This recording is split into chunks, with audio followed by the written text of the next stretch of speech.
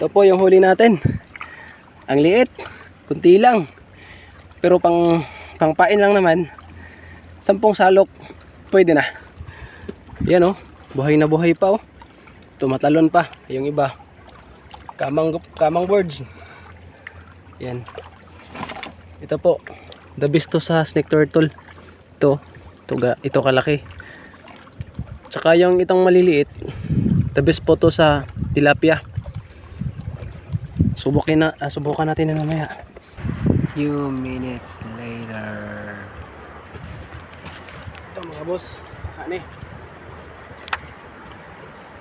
Ay, bao! Another snake turtle!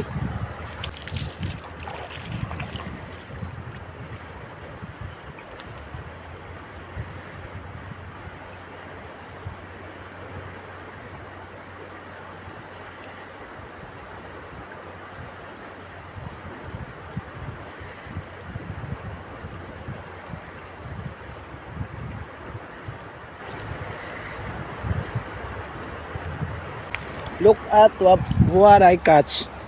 Ito yung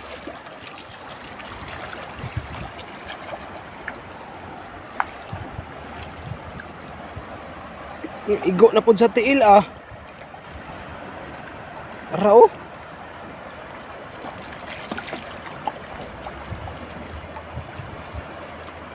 Sabi nga snake turtle ni. Natiil. Tigsaon na rin nga natiil ba?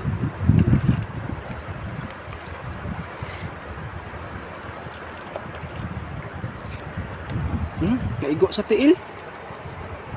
Yung sa akin ano niya pagkaon, ganong natiil man eh. Kadanghag ba po kay nga snake turtle eh. No? Ang tiil may natagaan, dili ang ihang baba. Kakaibang rare catch ko po ito mga angler. Paano ba kasi yung snake turtle ay nasa paa na tamaan ng hook, hindi sa bibig? Ayan oh. Nasa paa po. Yun oh. Ko. Yan. Ito po. Talagang lalaban po ito. Yan oh.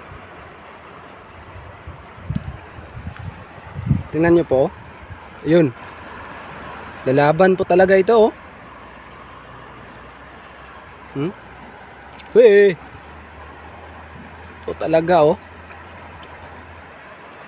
Huwag naman. Pag natamaan, tamaan na. Yan oh. Ayari. Lalaban ka pa ha. Yun.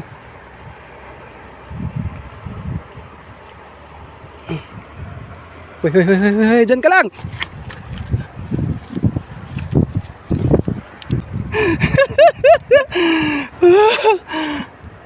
Natakot ako dun ah.